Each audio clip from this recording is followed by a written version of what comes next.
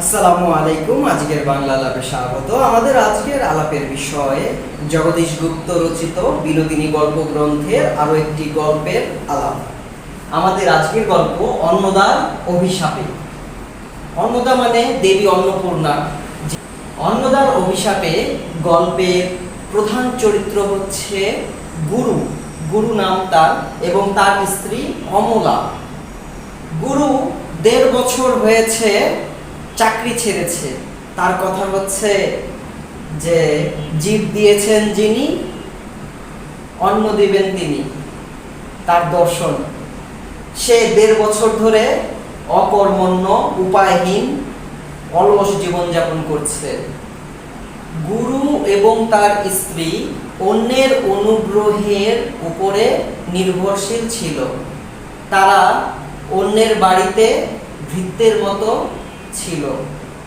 একদিন অমলা এক ভৃত্যকে যখন শাসন করেছিল, তখন বাড়ির কর্ত্রী অমলাকে ভর্ৎসনা করে যে তোমরা তো একটা চাকর রাখতে পারো না, আগে চাকর রাখো, তারপরে ওকে ভর্ৎসনা করো, ওকে মন্দ কথা বলো। এই কথাতে অমলা অনেক বেশি কষ্ট পায়। সে তখন তার আত্মসম্মানে বাঁধে। সে রাতে সে তার স্বামী গুরুকে অনেক কথা শোনায়।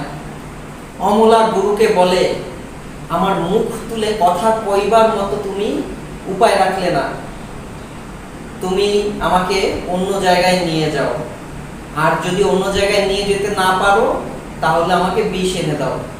সে রাত্রে গুরু অমলার চোখে জল দেখতে পেল। এতে সে একটা সিদ্ধান্ত নিয়ে ফেলল। কি সিদ্ধান্ত নিল? সে সিদ্ধান্ত নিল সে কলকাতা যাবে। কলকাতা গিয়ে সে হয়ে গেল এডওয়ার্ড রায়। সে এখন মিশনারি স্কুলের শিক্ষক। তার বেতন ৪৫ টাকা।